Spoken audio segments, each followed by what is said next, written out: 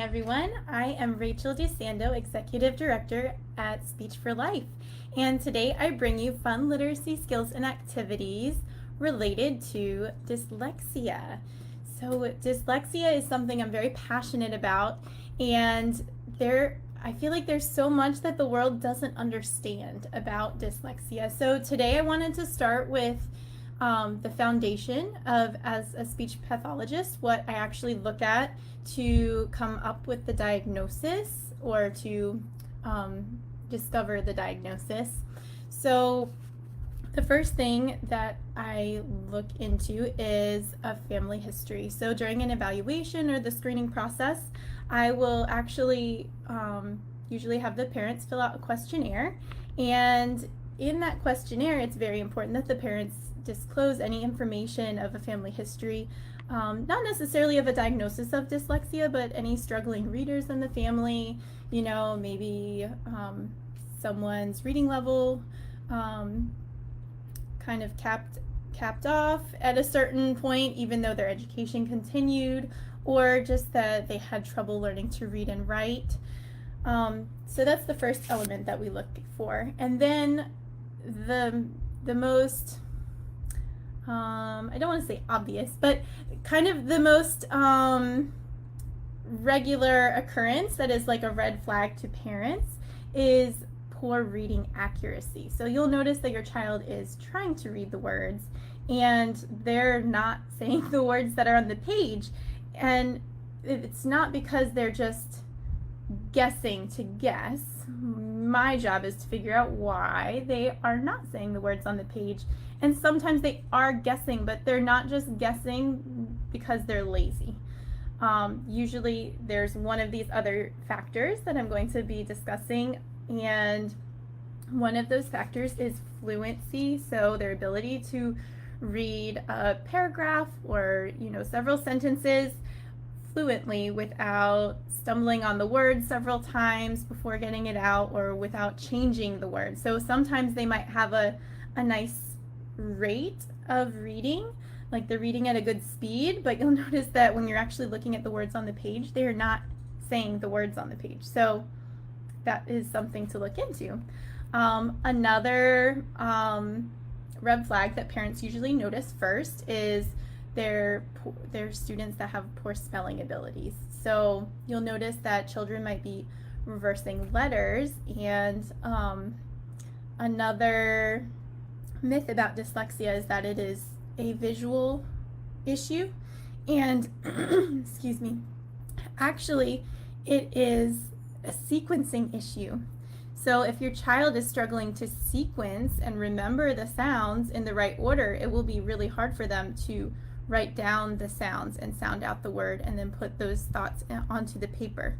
So just because the order of the letters is reversed, it does not mean that it is a visual disorder. It's actually a sequencing issue. And all of these things that you're seeing as symptoms are actually happening because of different signals in the brain. So that's why therapy is so important, because therapists are trained to rewire the brain and strengthen those connections so that the whole process can be smoother for your child.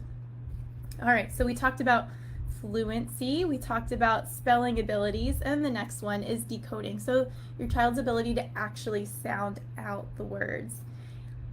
And what they need before that, which we've spoken about previously in our other fun literacy skills and activities, is actually the sound symbol knowledge. So your child has to have the foundation of obviously understanding that the letters each make a sound. The second level of that is knowing that many letters make two sounds, like a hard sound or a soft sound, or a long vowel and a short vowel, and also being able to group those letters together and know that TH doesn't do t, it goes th. So, or it can also go th. So your child has to know that there are different sounds associated with those letter patterns. And decoding, that's all part of decoding. So they have to be able to look at it, remember the sequence, and figure out the sound that's going with each each group of letters that have a different sound associated, and then put the meaning together. So all of that is not visual. That is all language processing. That's why speech-language pathologists are the perfect people to treat these kind of issues with the children, and we can really, really help them if we do it the right way, following evidence-based techniques. Our next thing is kind of a threefold. It's that there's usually an underlying language component related to the reading deficit, and it's not usually correlated directly with IQ or intelligence. So children, another myth is that children that have dyslexia, or individuals, adults can have it too, anyone that has dyslexia, people think that they have a lower IQ because it's considered a learning disability. But it's actually more often not associated with any kind of intellectual disability. It's just this language processing element, along with all those other things that I have mentioned. So the language component includes something that we call a phonological disorder. So children might have trouble with the ability for their phonological, that means their sounds, how they're able to process the sounds, hear them, hear the difference between two sounds that are really close. So these children also have trouble sequencing the order of the sounds. I see these kids when they're younger, when they're like 3 or 4, and they might have really hard time being understood by others, and it's because they're not processing the sounds and they're hearing them, but they're not processing the language of and the sequence of the sounds. It's a sequencing thing, and they also need a really strong memory component to remember the sequence.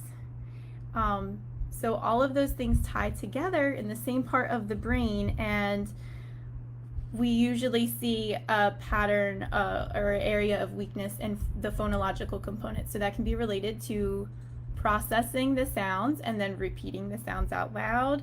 It can be part of the ability to actually process and remember the sounds. There's like a 2-second loop we're going to talk about next week. So there's all of these different areas that all tie together, and just because there's a weakness in one and not a weakness in another area doesn't mean that there isn't a presence of dyslexia. There's a wide range of abilities, and individuals with dyslexia can have a strength in some of these areas and weaknesses in other areas, but we have to do a lot of testing to actually get to the bottom of the root cause, so that we can develop goals and figure out exactly what kind of structure and systematic way and method that we need to follow in order to help your child if they have weaknesses in any of these areas. So as I was saying, if your child has had speech therapy before because of a language delay or a speech sound delay, they weren't talking at the right age, they weren't developing their sounds in the right order or at the right time, or able to sequence, maybe they said aminal instead of animal and caterpillar instead of caterpillar, or Paschetti instead of spaghetti.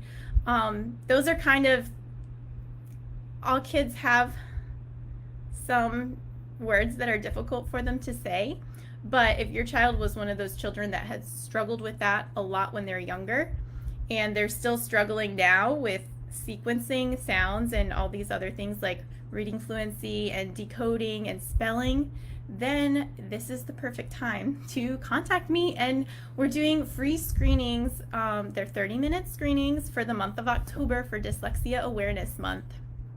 And we'll be looking, and I'll be asking questions with you as we meet over a video consultation. I plan to ask your child to do some tasks so I can see their strengths and weaknesses and see if there's any of these red flags present that may indicate that your child needs a formal evaluation. Because it's so complex and there's so many different elements to look at, a formal evaluation can take up to 6 hours. So just so you know, the screening doesn't diagnose anything. It just says, yes, there are some red flags, and yes, your child could benefit from an evaluation, because once we do that thorough evaluation and figure out exactly which of these areas we need to work on, then we're able to move forward and help your child and help them progress. And one more thing I've kind of mentioned as a theme is that by 3rd grade, children need to be able to read in order to learn, and the emphasis in school is no longer learning how to read. They really need to be able to open a textbook or their books on Epic Books or whatever they're reading for school, and they need to be able to read and comprehend and read aloud fluently their text, or else it can cause them to struggle in their grades, socially, because by 3rd grade, if some kids are reading really fluently, or even before 3rd grade, and your child knows that they aren't in the Red Robin reading level or something, it can cause a lot of social emotional stress too. So it's so important that we can intervene as soon as possible and try and close those gaps so your child can start reading to learn instead of learning to read.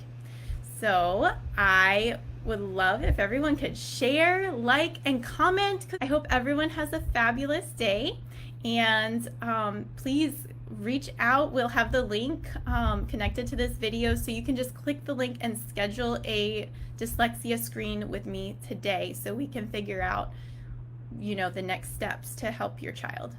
All right, see you next time at Speech for Life.